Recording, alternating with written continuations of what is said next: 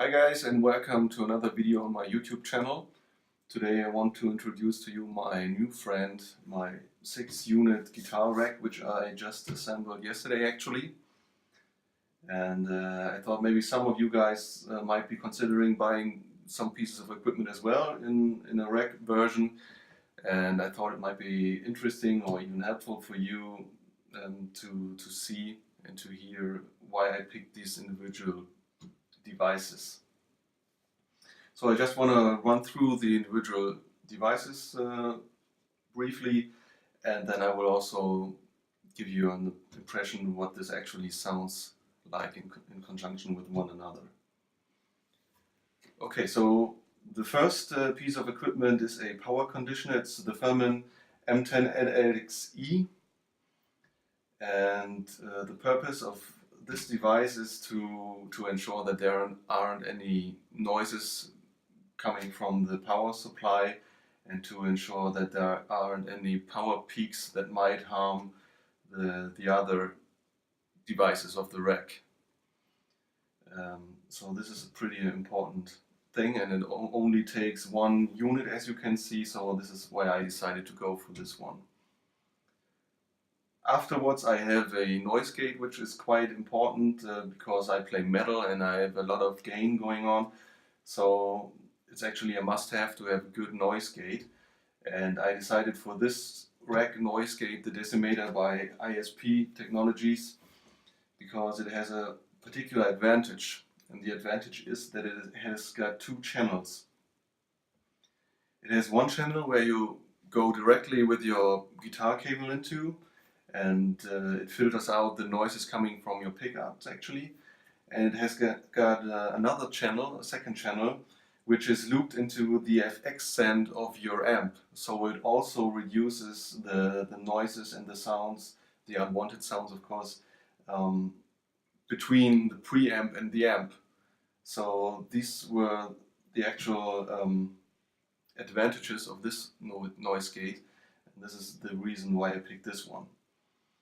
And of course you need to make sure that your guitar is in tune. This is why I decided to go for a rack tuner as well, because I wanted as few pedals as possible on stage. I wanted it all compact within this rack.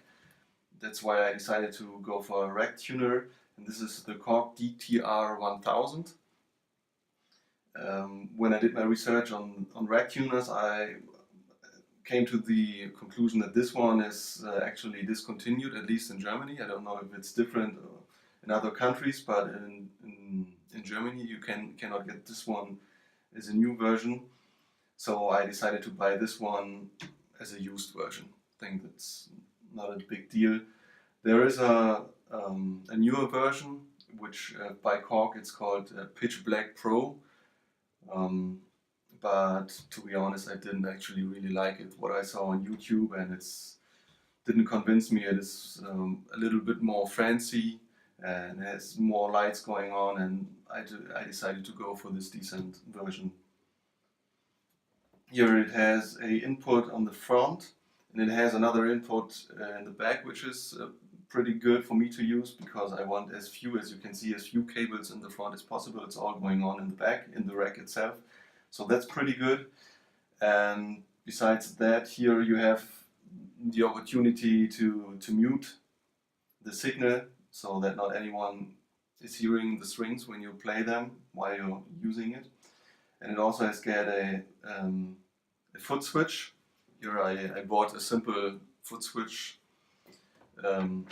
so that you can use the mute function without having to stand right in front of the rack, which of course would not be a good situation while you're in a live performance. So this is the first foot switch or pedal that I will have to use on stage. Alright, from the Korg I'm actually going into a tube screamer, which is now inside the back, because it won't be a big surprise for you. It's a Maxon OD 808, which is pretty much used by metal guitarists, so you're probably familiar with this one. It's directly in front of the amp, of course, in order to give the tubes some extra crunch and to heat them up a little bit more, and of course to have the low end a little bit tighter. So I like the sound of it pretty much. The overdrive, or the drive, is set to 0 actually. It's really all the way down. Balance is all the way up, and you can tweak around with the tone as you like it. So this one is actually between the tuner and the amp. So now we're coming to the heart of the rack actually, which is the Laney IRT Studio version. It's a rack version, the Ironheart model. It was actually pretty, I didn't want it to have an external amp that is standing in front of the rack or wherever. I wanted it all to be compact and combined within this rack, so there wasn't that big choices, or there wasn't so many offers. So I decided to go for this one and to try this one out actually. It's a pretty nice amp, in my opinion. It sounds pretty nice, really modern, tight and chunky tone. That's exactly what I wanted to go for. It has 3 channels, a clean channel, and you can choose between the clean channel and the rhythm channel, which share this EQ section. And you have an extra EQ section for the lead channel. It is a studio version, which means that it has a lot of options and features that you can use in order to directly just use the amp to record into your DAW, into your interface. It has a dummy load function, which means that it can be played, although it's a tube amp, it can be played without any cabinet attached, without harming anything in the circuits, which is pretty nice, and you can do some reamping with it. It's got a USB connection, you can use it as an interface, so it's got a lot of features, which I'm actually not really going to use, to be honest, because it's all working with this load box which I have behind it. And the purpose of the load box is that you don't need to go through a cabinet. You don't have to carry a cabinet to your gigs or wherever, and you don't have to mic a cabinet, which can, of course, is pretty loud if you want to crank the tubes of the amp.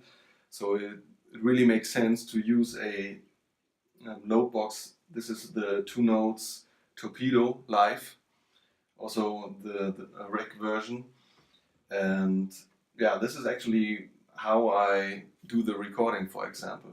So here within this I have the cab simulation, I have the mic simulation, and then I go directly out into my, via the line out of the load box into my interface, and then I can simply record the signal. This can also be used in a live performance situation to go to send the signal directly to the mixer and then have it via the PA. And yeah, I will see whether I will use this one when I will rehearse with my band, or whether I will even use the line out as well and go directly into the PA. I'm not quite sure about that, but if I decide to not use this one in the live rehearsal because I do not like the sound or whatever, then I can just go from the output of the amp and directly into my cabinet, which I bought for this purpose, which is a Hughes & Kettner cabinet with V30, with a V30 of course, speaker within it, which sounds really nice, and it's quite affordable, and as you can see it's pretty light. I think it doesn't even weigh 14 kilos, which is just perfect for me to get to carry it and to get it to a gig. And I decided to go for the just 1 speaker version again in order to save space. Yeah, well, this was actually a quick run through through my new rack, and just one thing I would like to mention in terms of foot pedals. I really wanted to have as few foot pedals on the stage as possible. So with this solution that I found, I only have the mute foot switch, which I could actually even omit, but I think I will use it in order to be more flexible on stage and don't have to run to the rack. So I think I will use this one, and then I have the foot switch of the amp itself to switch from the lead to the clean channel, or even to use the boost, whereas I won't use the built-in boost of the amp because I like the sound of this tube screamer pretty much more, so I don't have this function activated actually. Okay, so this was just a brief run through the guitar rack and the individual pieces of equipment, and I hope you are now curious to hear what this sounds like. So I will now play a little song of mine with some drums in the background, just to give it a little more punch and vibe to it. And I have double tracked them, and one guitar is hard panned left, and one is hard panned right, and there's no bass guitar within the mix, which you will of course hear pretty fast, because I don't have any bass guitar. And I think it's better, even in order to get the real tone of the amp and the cap simulation, it's better not to have a bass guitar. Alright, so let's give it a listen.